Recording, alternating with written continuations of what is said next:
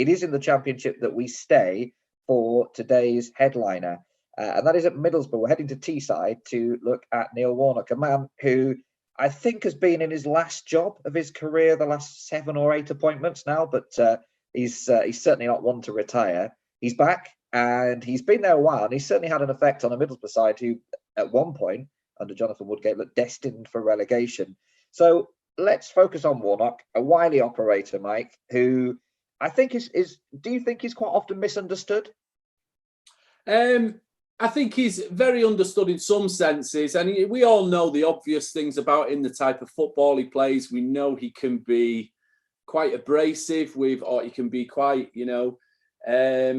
uncompromising with opposition managers or referees. And if there's something he don't like, the whole world knows about it, and we've all got it. We all understand him very much on that level. But I think, we say it all the time, there's 2 sides to every coin, and every behaviour there's a flip side. You see a positive, there's probably a negative, and vice versa. And with these things with Warnock, I think what we don't see is just what a genuine and authentic man he is behind the scenes. And there's definitely another side to this nasty streak that you see on the touchline. The very flip side of that, I think, is a very warm and caring human being behind the scenes with his own players. And players always speak whenever your players are asked to reflect on their career, or indeed current players are asked to talk about the managers that they've worked under. There's always a huge amount of affection for Neil Warnock from all sides, really. It's getting players on side, isn't it, that he likes to do. And transfer windows are always very interesting when you've got Neil Warnock in charge at your club. And he's recruited some interesting characters at Middlesbrough as well, hasn't he, over the past few weeks? And players that he tends to target players that either maybe need a shot at redemption, or players that will clearly get on with the rest of his team, or even players that he's known before. Yeah, he basically has this. His gift is making everybody feel special. He seems to have this way of making any individual feel like they're the most important player on earth, and that they've really got a special talent. And we regale them with stories of when he's been in opposition against them in the past, and just how much I was frightened on the touchline as an opposition manager, just how good you were. And he's very much into people's individual stories. So I guess the main one we're probably thinking about with the January transfers is Nathaniel Mendez-Laing, who in very secretive but controversial circumstances at the beginning of the season was sacked by Cardiff. Nobody really knows why. So, there's no point digging too deep into that one, but there's obviously something going on behind the scenes, something in his personal life or along those lines. He's overstepped the mark, absolutely. But Warnock very, very, staunchly believes in second chances for everybody. And I think it's in his nature to believe in second chances, because he's probably done so many things down the years that he needs a second chance off other people because of the way he's behaved, and he needs forgiveness. And he's very big on forgiveness. And this is what, whatever's happened with Mendez-Laing, he's brought him in. He's going to give him a second chance. He's worked with him before at Cardiff. He's talked about we all make mistakes in life, and he's directed the spotlight elsewhere to the PFA, that maybe they should be looking after players a bit better, that a manager can only do so much in a club at looking after so many players. And these support networks are meant to be in place to keep players on the straight and narrow. So he's very much, fighting for the cause of the individual, and if an individual behaves in a way that everybody accepts is not acceptable, then he will look to the system as being the problem. And so he's given Mendez-Laing a second chance, but with that comes an obligation, as far as Mendez-Laing is concerned, is an obligation to deliver for Neil Warnock. You get someone who gives you this big break and a big second chance, and is willing to forgive everything that's happened and give you a clean slate, then there's an obligation to deliver. And I think Warnock sees the value in that as a motivation. He likes players to be indebted to him, not in a negative way. I just think he likes to go above and beyond for his players. He likes to be the 51% in any relationship, and then knowing that when he needs to turn to that player and rely on that player, he knows he's got credit in the bank, and that they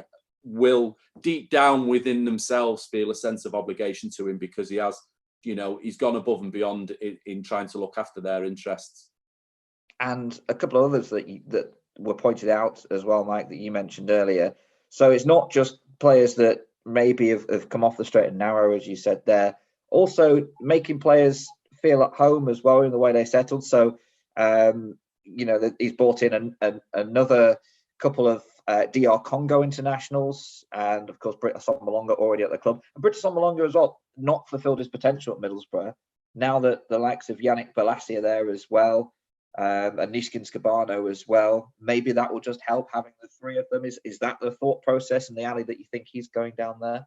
Yes, I wouldn't be surprised. I think he's very interested in these little dynamics of what might get the best out of a player. I think he first things first, he's on the training ground. I think he makes a special effort, and people of his type or similar types tend to make a real special effort to speak to every single player on a daily basis and to really know what's going on in their lives, to know who's settled and who's not.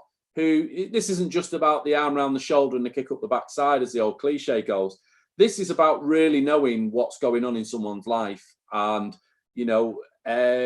basically not necessarily anticipating problems, but just doing whatever you think it might take to make someone happy. Now, yeah, I think it's fair to say that Britt Assombalonga's not necessarily been tearing it up under Neil Warnock or at Middlesbrough for some time, and there's possibly more potential there to be unlocked. And I wouldn't be surprised, Yannick Bolasie and Nishkin Skabano coming in. I wouldn't be surprised if Assombalonga's played some part in their arrivals, whether it's Warnock fancies the players and he's gone to Assombalonga to help with these relationships and to attract the players to the club and get them to come to the club, but also to make Assombalonga feel more at home and feel like, if he's been on international duty with these players and spent time in close quarters with them, to welcome them into a club dressing room at a time when they're not necessarily playing regular first team football. I think there's obligation on all sides here. I think there'll be a sense of obligation from Cabano and Bolasie to Assombalonga that, he's recommended them and his reputation's at stake with Warnock, that I've told you guys are absolutely perfect characters. You're going to be great for us and all of this. And I've sold, to get this deal to happen for you. And vice versa, Assombalonga will be now made to feel like his opinion is somehow special and he should be stepping up as a senior pro now on the training ground and showing his new teammates the standards that they should be setting, and that he's one of the main men at Middlesbrough. And there's all these little dynamics go on, and I think Warnock's brilliant at basically, making these kind of deals that aren't just necessarily about, they are good signings. Bolasie and Cabano, you look at their track record in recent years and what they've done and the levels they've played at. Them going to Middlesbrough in the Championship half a season, there's not a lot at stake because it's only till the end of the season, but they've got a lot to prove and they're good players for the level. But on top of that, there's these little dynamics going on behind the scenes of, these little relationships, Warnock and Assombalonga and the two guys from his international squad that he's brought along and Warnock between them. There's all these little dynamics going along, and there's always a sense of obligation, a sense of trading favours. I'll do something for you. You just, when I really need you to dig deep for me, and he won't be demanding every single week necessarily, but when it's time to step up for Neil Warnock, players know it's time to step up and they know that they're indebted to him because he's probably been the 51% in that relationship. And the other player you mentioned as well, Anthony Dijksteel at Borough, his brother has been signed from Telstar in the second tier of the Dutch league, and now we're not expecting him to immediately step up and become a first team player, of course, but is that another example there? So Anthony, he's done okay, a little bit in and out, performances haven't always been the best. Now that there's a younger brother, he would want to be a role model. Is that the angle that Warnock's going at? I wouldn't be surprised. I mean, we might be jumping to conclusions here in the sense that, I just look at that and I think, Telstar in Holland, only a young kid. Is he really good enough to be playing at Middlesbrough at this stage? Is that Neil Warnock doing a favour to a player and giving his younger brother a big chance to see if he can prove himself? Because that younger brother might never get this chance again. And so there's obligation again on both sides. The younger brother to set a certain standard, the elder brother to set certain standards in training and be the role model now. Maybe he might step up into a sense of responsibility now that my young kid's watching me here and I've got to show that I'm the real deal and what he needs to be a professional. You might just get an extra 5-10% out of Dijksteel, the elder brother in training. just because of that, those kinds of standards. And I just think it's like, I can just imagine Warnock on the training ground. He knows about his brother. He's speaking to Dick Steele every day in training. Oh, how's your brother getting on? They take people of his personality type will take a real interest in your family, in what goes on behind the scenes, and how's your brother doing? And he'll have played this story so often, and probably just had a little sneak peek at him on Y Scout or whatever, or got someone to look at him and think, we don't know if he's good enough or not, but you have that, you then bring that into the conversation and say, well, should we get your brother over? And it excites the elder brother to bring the young brother in, and these are dynamics that are invaluable. And who's to say that the younger brother won't turn out to be a great player? But I think there's more to it than just that, and I think we should expect to see more out of Dick Steele, the player, now. Now that his younger brother's been brought in, and that is a sense of obligation, or a sense of thanks and goodwill to Neil Warnock for what he's done. And it's not just the January transfer as well, window as well, because Chuba Akpom was brought in last year, and a player who is, it's fair to say, nomadic, never quite reached that potential. And although he's maybe not, lit up the Riverside yet, his performances and he certainly scored some goals along the way. And the other one that I sort of thought of immediately when you said about Neil Warnock, and you said about relationships, and you said about, having those favours and being that I guess that guide for some of the younger players. I thought about Duncan Watmore, who came in from Sunderland earlier in the season. It was a transfer that, was the envy of a few other clubs, particularly in League One. And a lot of people said, well, look at his injury record. Look at the fact that he hasn't played for so long. But do you think Warnock tapped into that and kind of put an arm around the shoulder and said, look, prove to me that, you're not a sick note, and prove to me that you can fulfill that potential and cut it? And Watmore has certainly repaid him. Yeah, I think he loves storylines. He loves underdog stories. He loves a maverick. He loves anyone with something to prove, or I think he looks for potential, and I think as soon as he sees that a player's hit a certain level, and they only have to necessarily hit it in one game, and it might be just one game that Neil Warnock saw from the stands 3 years ago. But once Warnock's seen that game, I think he genuinely believes, I can get this guy doing that every week. And with my interpersonal relationship, if I get this guy on side, I can get that level out of him every single week. And, so these are, Adel Tarab's a great example, probably the first one that always springs to my mind when he was at QPR, that we all knew that we'd all seen little bits of skills from Tarab before Warnock turned up, but never really sustained. And then there was that championship winning season where Tarab was, the best player in the championship.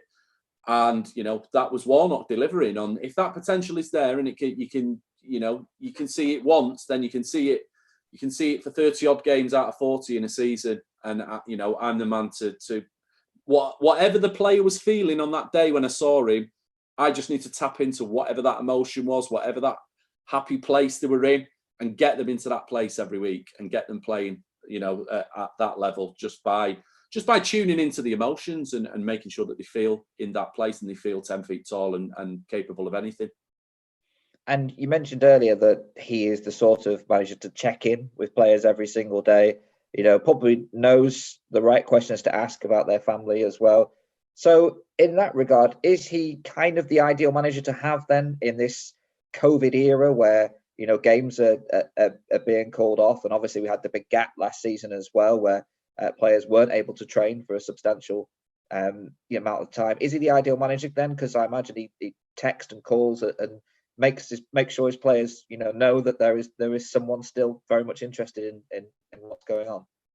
Quite possibly. My first observation about the COVID thing was that when Middlesbrough appointed him, they went into lockdown with Jonathan Woodgate, came out of lockdown with Jonathan Woodgate in charge, and crumbled in the first game back at home to Swansea, and then Woodgate was sacked. And I remember Middlesbrough fans at the time saying, oh, well, what's the point of making an appointment now? We've just had 3 months or however long that we could have had Warnock in the building planning. Warnock's not a planner. He wouldn't have done much. If anything, he'd have probably lost his way, because he'd have been trying to build these relationships over Zoom calls when he needs to be in contact with the players. He needs to be really looking them in the eyes and understanding what's going on for them. So I think coming out of lockdown, absolutely, I think he is a great manager. As long as he's got that face-to-face time on the training ground and, that one-to-one connection with players, then yeah, I think he can kind of navigate anything. I think it's also worth saying as well, that Middlesbrough's season has been going stale of late, and obviously Warnock was very happy with yesterday's performance, even though it's a 4-1 defeat. He's saying I've never been as happy with a 4-1 defeat in my life with the way that players played. That's him obviously trying to keep those emotions on an even keel going forward. But things were going stale, and he won't let things go stale for too long. And I think it's one of those, as soon as the players stop delivering on, as has happened in recent weeks, they kind of just been running on empty. And, not necessarily, the inspiration's gone a little bit. Waste no time moving players out the door, bringing a new set of players in, freshening it up.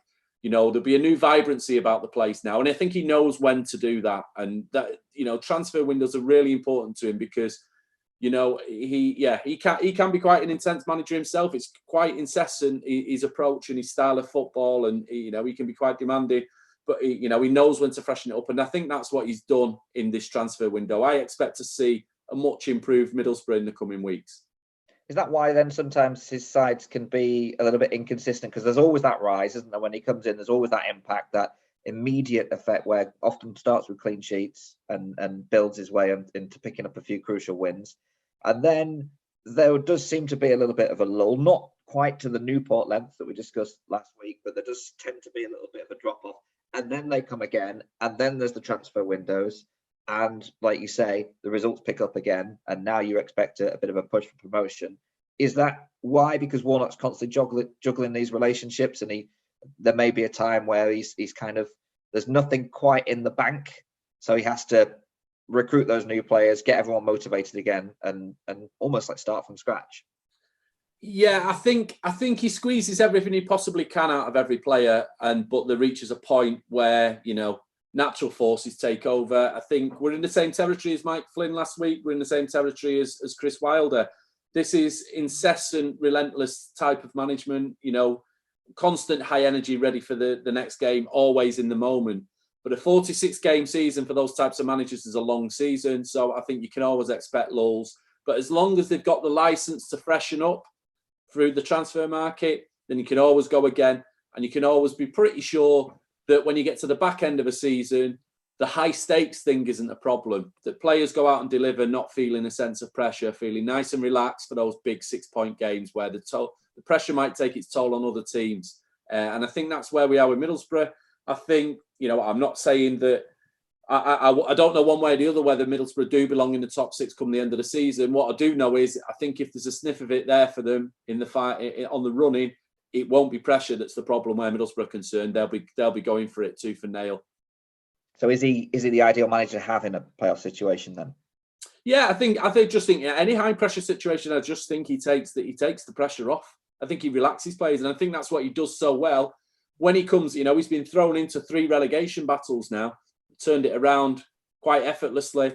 And it's not like at the end of last season, Middlesbrough winning 1, losing 1, winning 1, losing 1. Every time you lose a game in a relegation battle, you've got to bounce back. And it's not like it was plain sailing to get Middlesbrough to safety last season. There were some real setbacks among it, but they never dwelled on it for too long. I talk about being in the moment, and it was very. You quickly brush aside a bad result, a bad defeat. It's all, let's get down to the beach and have a kickabout on the Monday. Let's get the spirits up. Let's everybody be, Saturday's gone now, long forgotten. Let's enjoy ourselves on Monday and Tuesday and Wednesday and just get back to, like I say, it's about controlling those emotions and getting yourself back into a good place as quickly as possible. So does he, unlike Mike Flynn, who we mentioned last week, really ramps up the pressure, really talks about how big this next game is, does Warnock take the players' minds off it? Obviously, he's got to talk about the game and he's got to talk about the football side of things. But you mentioned there, for example, kickabout on the beach. Does he kind of just relax his players and not really talk about the game until it's absolutely necessary?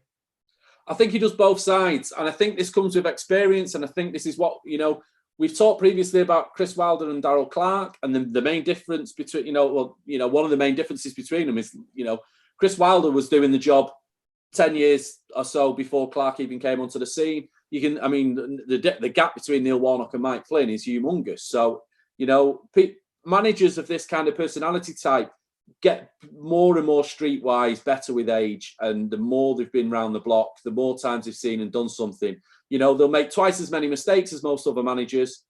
They're not afraid to make mistakes. And they make twice as many. But so long as you never keep making the same mistakes over and over, then you're always progressing. You're always getting better and better with experience.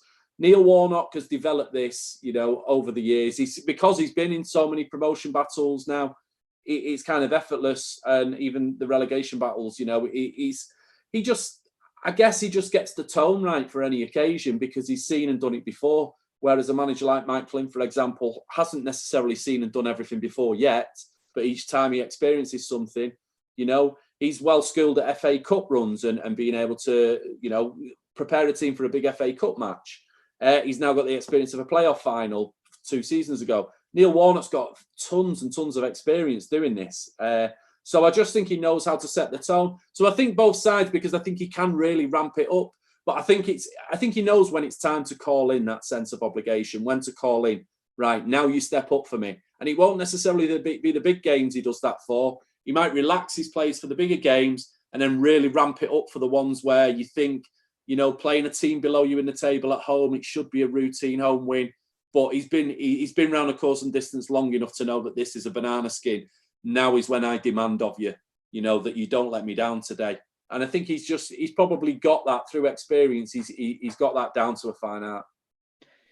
And we'll stop comparing him to a friend of the podcast, Mike Flynn, now, because we feel as though we've given him ample coverage. So Middlesbrough expected to go well then with the new signings, just to kind of refresh the squad. And if you're enjoying the fact that Mike's analysis of each manager is helping you from a betting perspective, there is the chance, Mike, to get your hands on a free PDF.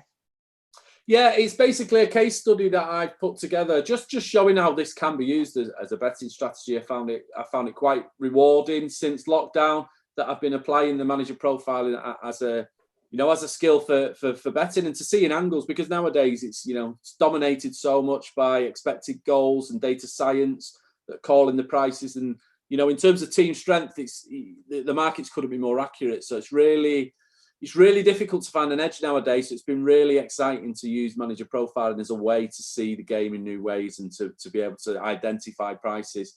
So yeah,